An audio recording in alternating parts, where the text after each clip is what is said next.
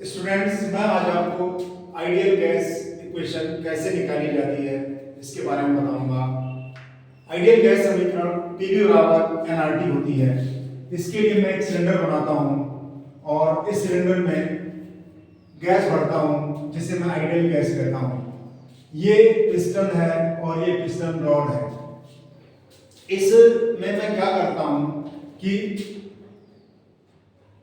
पहले स्टेज 1 पर मैं गैस के पैरामीटर नोट कर लेता हूं। यहां पर प्रेशर P1 है, वॉल्यूम V1 है, टेम्परेचर T1 है।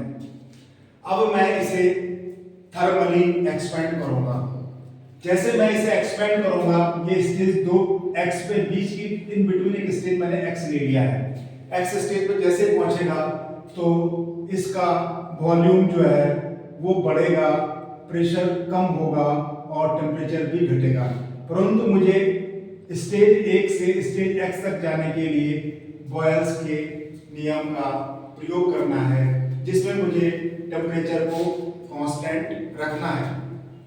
उसके बाद मैं स्टेज x से स्टेज 2 में जाऊंगा।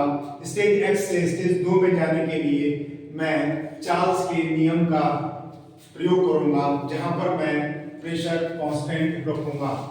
ठीक है बच्चों। फिर उसके बाद मैं जब यहाँ पर स्टेज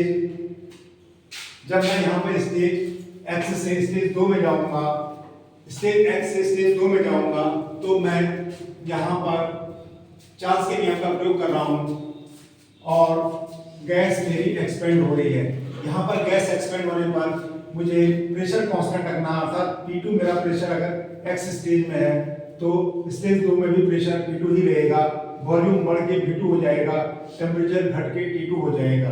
अब मैं स्टेज 1 से स्टेज 2 तक x के लिए बॉयल्स के लॉ का अप्लाई करता हूँ। बॉयल्स का लॉ लगाऊंगा यहाँ पे, बॉयल्स लॉ। तो बॉयल्स लॉ में क्या है कि P1 V1 बराबर P2 Vx, P1 V1 बराबर P2 V2 होता है। यहाँ पे Vx पोजीशन है, Vx बराबर यहाँ से मैं P1 V1 अपॉन P2 निकालूंगा। फिर स्टेज 2 के लिए मैं चार्ल्स का लॉ लगाऊंगा। चार्ल्स लॉ में क्या है कि V1 अपॉन T1 बराबर V2 अपॉन T2, P बराबर कांस्टेंट है। यहाँ से मैं Vx की वैल्यू निकालूंगा, V2 T1 अपॉन T2। इस प्रकार मैं अगर इक्वेशन 1 और 2 के बाएं पक्ष की तुलना करूं तो दोनों बराबर हैं, अतः मैं दाएं पक्षों को भी बराबर कर दूंगा। तो P1 V1 अपॉन P2 बराबर V2 T1 अपॉन T2 हो जाएगा। यहाँ से मैं T1 को क्रॉस मल्टीप्लाई करके नीचे ले लूंगा और P2 को ऊपर ले जाऊंगा। तो इस प्रकार मेरा P1 V1 अपॉन T1 और P2 V2 अपॉन T2 हो जाएगा। फिर पुनः ये मेरा स्टेज 2 से, मान लीजिए मैं स्टेज 3 में जा रहा हूँ आगे, तो तब P3 V3 अपॉन T3 हो जाएगा। इस तरह से मैं कई स्टेजेस में लिख सकता हूँ। इसको मैं कांस्टेंट मानूंगा क्योंकि ये सब बराबर आ रहे हैं। जैसे मैंने एक R ले लिया है, R गैस कांस्टेंट है, और अगर मैं इसे PV बराबर RT लिख सकता हूँ एक मोल के लिए। अगर n मोल होंगे तो PV बराबर nRT, जहां R जो है यूनिवर्सल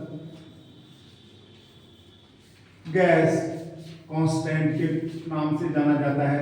इसकी वैल्यू अलग अलग आती है।